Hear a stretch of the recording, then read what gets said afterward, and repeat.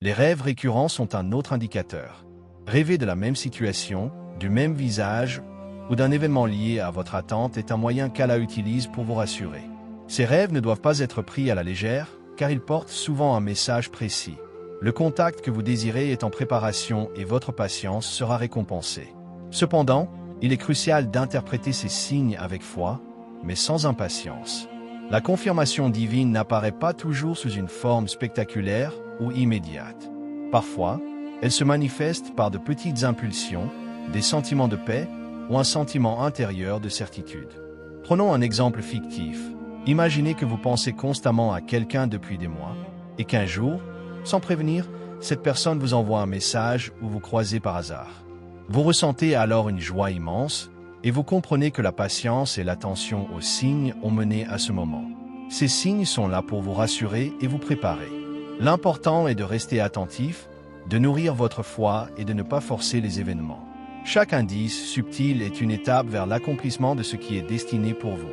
En observant attentivement ces signes, vous commencerez à ressentir que la présence de cette personne se rapproche et que le moment parfait pour l'action est imminent.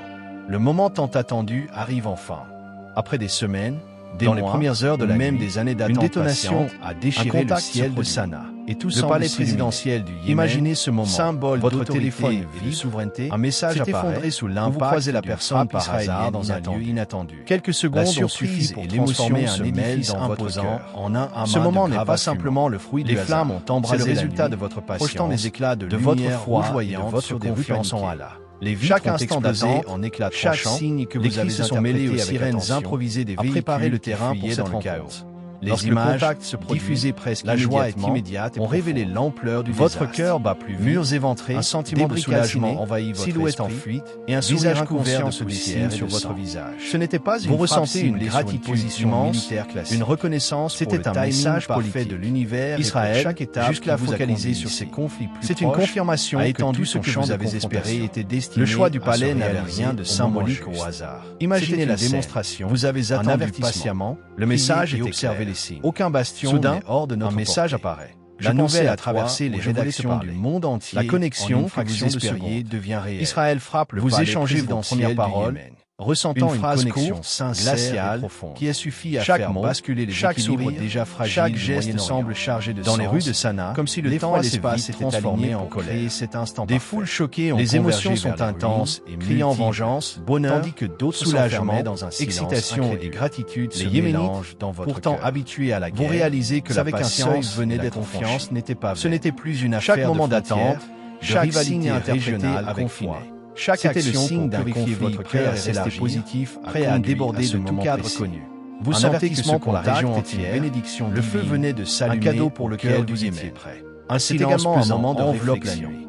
Vous comprenez que ce n'est pas seulement la personne qui a pris contact, comme des mais que tout l'univers a conspiré des ombres s'y agissent au moment méthodique, concentré. Vous ressentez une harmonie intérieure et les gestes profonds. Car la confirmation longtemps perçue comme de jamais insurgés confinés à leur montagne, elle arrive exactement quand elle mais cette fois, rien n'a l'allure était de rester patient. C'est une riposte calculée. Ce moment de contact, chargé d'émotions, comme si chaque seconde avait été marque le début d'une nouvelle phase. Dans le secret de ces installations, il symbolise la récompense de votre foi, immenses la concrétisation de vos espoirs et la preuve que ce que vous attendez avec sincérité. On vérifie les circuits électriques, on ajuste les coordonnées avec chaque émotion que vous ressentez. Les regards se croisent, le soulagement, lourd de gravité, la gratitude. Certains murmurent une confirmation que vous avez d'autres ferment le chemin divin et que votre cœur est désormais prêt à entre les mains pleinement ce qui vous est l'attention est telle qu'on pourrait presque entendre. Souvenez-vous toujours que la patience et la foi sont vos alliés les plus précieuses. Tranchant, tout au long de ce parcours, le silence. Chaque moment d'attente, les hommes s'animent chaque signe que vous avez interprété comme une mécanique parfaitement lumineux. Et chaque prière que vous avez adressée à Allah crachant des flammes qui illuminent la confirmation divine, le sol tremble toujours au moment parfait. Et ce que vous attendiez depuis longtemps finit par se manifester exactement comme c'est comme si la terre elle-même rien n'est laissé au hasard. Lors de chaque événement de votre vie participe une capitale sur son invulnérabilité seule Allah peut connaître et qu'aucune frontière. Il est essentiel de rester ouvert et attentif ne peut la protéger qui se présente. Les minutes même les plus semblent interminables. Un rêve, chaque seconde étire l'attente comme une intuition prête à se rompre. Une coïncidence peuvent être des confirmations que votre moment approche. Des sirènes déchirent la patience israélienne. Observez votre chaîne d'information s'empare de l'événement. Chaque explosion est une boussole qui vous guide vers la réalisation de vos désirs. L'inimaginable rencontre avec la personne qui vous était destinée. Et la réside, ne laissez jamais le doute, ce n'est pas seulement une obscurcir votre foi. C'est une vérité révélée. L'univers agit une force que l'on croyait limitée vient de prouver et votre rôle est de rester confiant et positif. Les certitudes, prenez également le temps de l'équilibre régional pour accueillir pleinement derrière l'éclat des explosions, la prière régulière, spectaculaire, la méditation et la gratitude sont des moyens plus puissants de maintenir votre cœur. Cette confrontation n'est pas un simple échange. Remerciez Allah pour tout ce que vous avez reçu, plus profonde, les leçons apprises, une architecture calculée que seul ce qui est pour vous ne manquera jamais de se réaliser. Pourquoi Israël a-t-il choisi le palais présidentiel du Yémen de foi et pour chaque moment de patience, les analystes militaires ou la manifestation de vos désirs devient possible. La première, rappelez-vous que ce que vous attendez avec les intérêts depuis le début.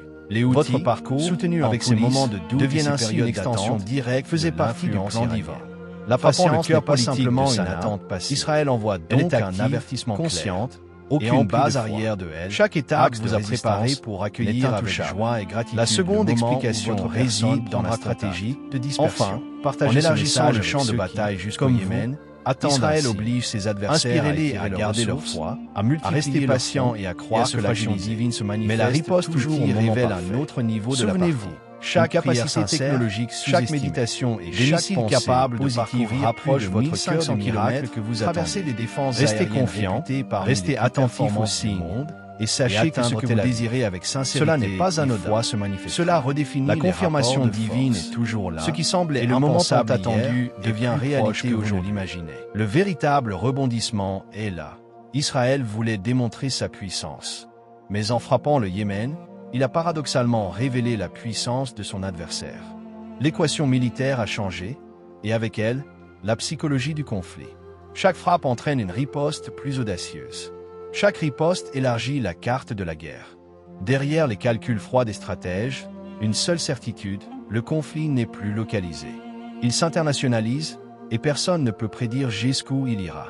Au-delà des colonnes de fumée, des bilans militaires et des statistiques relayées par les chaînes d'information, il y a une vérité que l'on choisit trop souvent d'oublier, la fragilité absolue de l'existence humaine. Un palais présidentiel, bâti comme un monument de pouvoir, peut s'écrouler en une seule nuit. Une capitale réputée imprenable peut trembler en quelques minutes sous le fracas d'un missile. Ce que cela révèle, c'est l'évidence que les empires, aussi arrogants soient-ils, ne reposent que sur des fondations de sable. Chaque frappe résonne comme un rappel brutal. La mort, indifférente aux titres et aux uniformes, frappe sans distinction. Elle ne choisit pas ses camps. Elle cueille le chef d'État comme l'enfant sans nom, le soldat comme l'innocent. Ceux qui s'imaginent tenir entre leurs mains les rênes du destin découvrent, face aux flammes et aux gravats, qu'ils ne contrôlent rien. Et dans ce vacarme de guerre, une question plus profonde surgit, presque étouffée par le bruit des bombes. Quelle est la place de l'homme face à Dieu?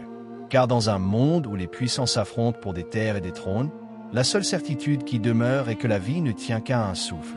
Un souffle que nul ne possède, un souffle qui peut s'éteindre à tout instant. Peut-être que ce conflit, au-delà des stratégies et des alliances, n'est qu'un miroir.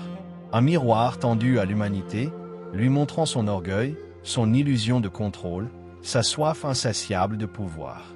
Tout cela réduit en poussière au premier choc, car seul ce qui est lié à l'Éternel subsiste. Seule la conscience spirituelle, l'ancrage en Dieu, prépare l'homme à traverser le tumulte des empires et à trouver une paix qui ne peut être détruite. Alors, que reste-t-il vraiment? Des pierres calcinées, des murs effondrés, des capitales ébranlées, et au milieu de tout cela, des vies arrachées, des espoirs brisés. Mais au-delà des ruines et des flammes, une question persiste, lancinante. Jusqu'où cette escalade mènera-t-elle? Si un missile peut traverser des centaines de kilomètres pour réduire en cendres un symbole de pouvoir, qu'est-ce qui empêche demain la destruction d'une autre ville, d'un autre monde que l'on croyait hors de portée? Si Tel Aviv peut trembler sous les frappes venues des montagnes yéménites, qui peut encore prétendre être à l'abri? Washington? Paris? Riyad? Ou est-ce une illusion de croire que les frontières protègent de la fureur des hommes? Et nous, de l'autre côté de l'écran, Que faisons-nous de tout cela? Restons-nous de simples spectateurs, fascinés par le feu qui consume des peuples, comme si tout cela ne nous concernait pas? Ou bien osons-nous voir ce que ces flammes révèlent en silence? Peut-être que cette guerre n'est pas seulement l'histoire des autres. Peut-être qu'elle est aussi l'histoire de nos propres certitudes, de nos propres illusions de sécurité. Car si les palais s'effondrent en un instant, si les capitales se consument malgré leur armement et leurs fortifications, qu'en est-il de nos vies à nous, fragiles et éphémères? Quelle garantie avons-nous vraiment, sinon l'illusion d'un lendemain promis? Alors je te pose cette question. Et toi, que restera-t-il quand ton propre monde s'écroulera? Quels fondements subsisteront lorsque tout ce qui semblait solide disparaîtra?